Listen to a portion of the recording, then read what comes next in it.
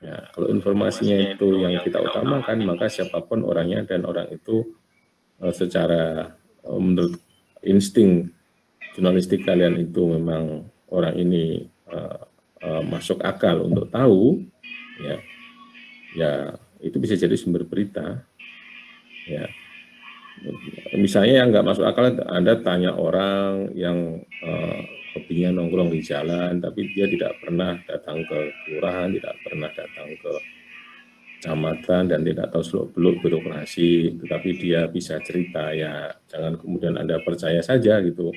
Orang ini kan mungkin juga dengar-dengar gosip, ya, ya, karena sering nongkrong aja dia jadi sedikit tahu gitu. Tapi di dalamin dia juga nggak tahu karena dia tidak pernah bersentuhan dengan proyek-proyek itu. Nah, gitu. Jadi memang yang tahu itu misalnya kalau yang soal Anda tanyakan itu misalnya tanya orang yang sudah tidak menjabat, mantan lurah, mantan camat, mantan kepala dinas, atau mantan bupati bahkan. Karena kalau Anda tanya ke yang sekarang itu mungkin yang lagi menjabat itu mungkin juga tidak enjoy gitu. Tapi kalau sudah tidak menjabat itu dia agak rileks gitu ya. Pak, kami nanti ini ya Bu, Pak Bu nanti akan kami rahasiakan namanya. Yang penting Bapak Ibu bersedia untuk menceritakan soal itu. Misalnya itu. Ada juga kok yang bisa cerita itu. Mungkin begitu Mita ya. Iya Pak. Oh iya Pak, satu lagi Pak. Kan misalnya kita lagi wawancara nih, terus narasumbernya itu menjawab dengan kata katanya. Nah, apakah itu bisa kita kutip juga Pak? Soalnya kan itu bukan dari dia. Dia bilangnya katanya sih karena ada ini. Nah, misalnya dia seperti itu kan masih meragukan gitu informasinya Pak. Apakah itu juga bisa kita ambil Nah, sih Pak? tergantung siapa yang bicara itu. Kalau katanya itu yang ngomong bupati, berarti dia mungkin ragu-ragu karena yang ngomong itu gubernur. Ya, tapi kalau dia bupati kemudian dia katanya kepala dinas begitu, nggak mungkin.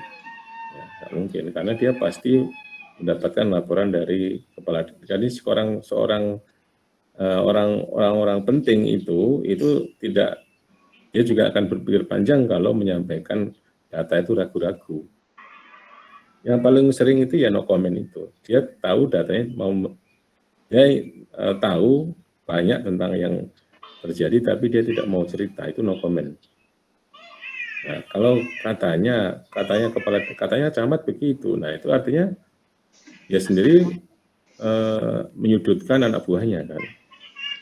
Kalau sudah menyudutkan anak buahnya, berarti bisa jadi marah itu anak buahnya digituin. Kan sudah kasih laporan Pak. Gitu. Kenapa Bapak masih menganggap katanya? Berarti Bapak nggak percaya sama laporan saya, kan begitu. Nah, tidak begitu ya berarti ya terserah. Ini sekarang kembali kepada wartawannya. Apakah wartawannya mau berhenti di katanya atau mengejar siapa yang bilang katanya? Pasti ada tuh. Katanya Pak Camat.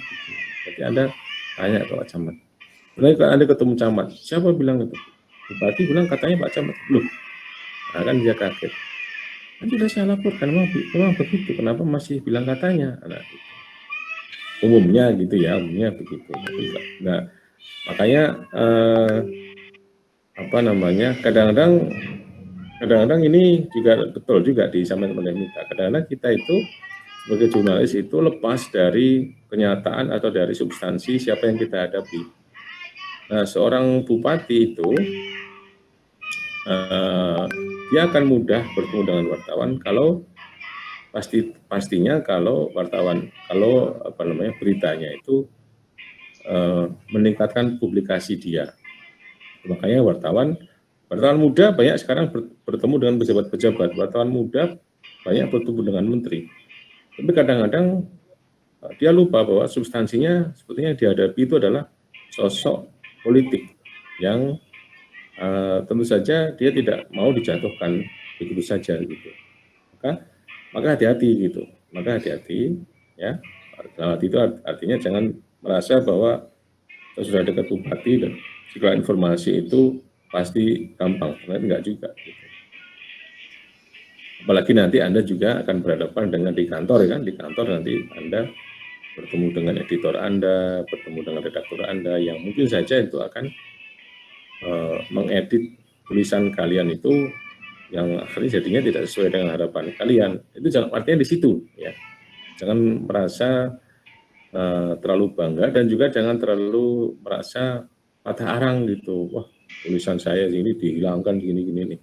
Karena pasti yang secara politik kan berita itu juga punya tanggung jawab politik gitu ya. Jadi kalau berita ini menyerang bupati atau menyinggung bupati kan, daripada capek-capek ngurusin hak jawab, tuntutan segala macam, jadi kita nggak usah lah. Kan ada begitu. Kecuali kalau korupsi memang karena dia yang ngikutin KPK saja, ngikutin jaksa saja gitu. Tapi kalau soal jalan tadi yang kamu bilang gitu, jalannya itu ini antara set plan ini, nah itu kadang-kadang wartawan redaktur juga berpikir ini kalau kita langsung expose tanpa kita mengikuti berita dari ini dari lembaga lain agak gimana. Makanya itu memang tantangannya Mita, dan itu sekaligus tantangan jurnalisme pembangunan. Kan jurnalisme pembangunan itu sepertinya menghendaki wartawan lah yang membongkar itu, tetapi harus cantik mainnya gitu. Ya, maka lebih baik jangan mewawancarai pejabatnya, wawancari orang yang sudah pernah menjabat dan kuasai juga side plan-nya.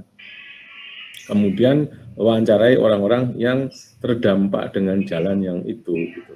Nah, siapa sih yang akhirnya nanti menerima berita itu yang harus berubah? Ya pejabatnya. Maka tidak perlu pejabatnya memang kadang Pak itu nanti tidak ada cover both side. Untuk urusan ini memang kadang tidak menggunakan cover both side, teman-teman. Dalam pengertian, wah ini jalan rusak bertahun-tahun. Saya tanya bupati deh, bagaimana versinya bupati? Nah, saya tanya pejalan kaki deh, bagaimana urusannya versinya pejalan kaki? Pasti beda, pasti nggak ketemu itu. Tapi wartawan kan punya maksud, maunya apa sih gitu? Ini saya maunya ini jalan, wartawan sendiri minta, ini minta harus memastikan ini jalan ini maunya saya apa? Ini maunya ya udah begini sajalah, biar masyarakat aja yang menilai. Ya sudah, kalau begitu ya berarti Anda nggak usah memberi rekomendasi. Berarti Anda hanya memberitakan fakta peristiwa biasa, tidak ada development-nya. Tidak ada development-nya. Tapi kalau ada development-nya, Anda hilangkan dulu itu versinya incumbent, versinya pejabat sekarang, tapi Anda utamakan versinya 1, pejalan kaki, 2, versinya mantan pejabat, 3, versinya pengendara motor. Menurut saya itu sudah cover 3 side, bukan both side. Ya. Karena memang ini arahnya apa? Supaya pemerintah daerah tadi memperhatikan jalan itu nggak masalah, dan itu sudah dilakukan oleh para jurnalis kita, gitu ya Mita ya. Iya Pak, terima kasih banyak Pak atas jawabannya. Sama-sama. Ada yang lain? Ada Pak, dari Melan. Oke. Gimana?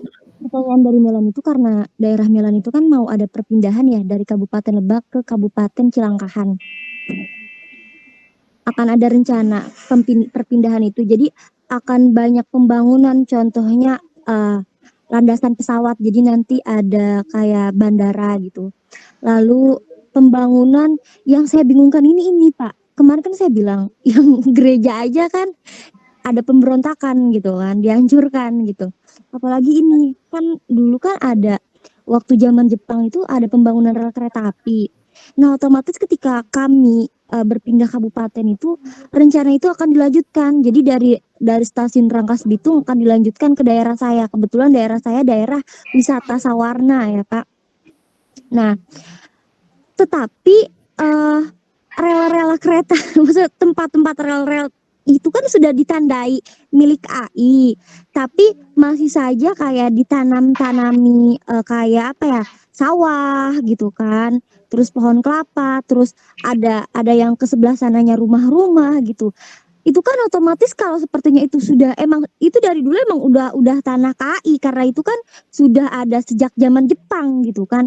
Yang membingungkan itu nantinya masyarakatnya itu yang terkena rumahnya mungkin ya, rumah yang paling dominan, itu mendapatkan tunjangan apa tidak, Pak?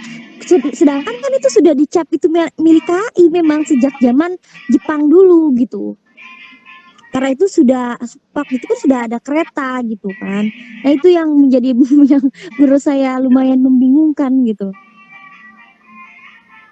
Ya, kalau itu masuknya dari jurnalisme pembangunan juga susah ya, Melan ya, karena begini, yang terjadi kan soal bukan apa ya, bukan suara orang terdampak dari pembangunan rel kereta ya, tapi justru pemilik rel kereta yang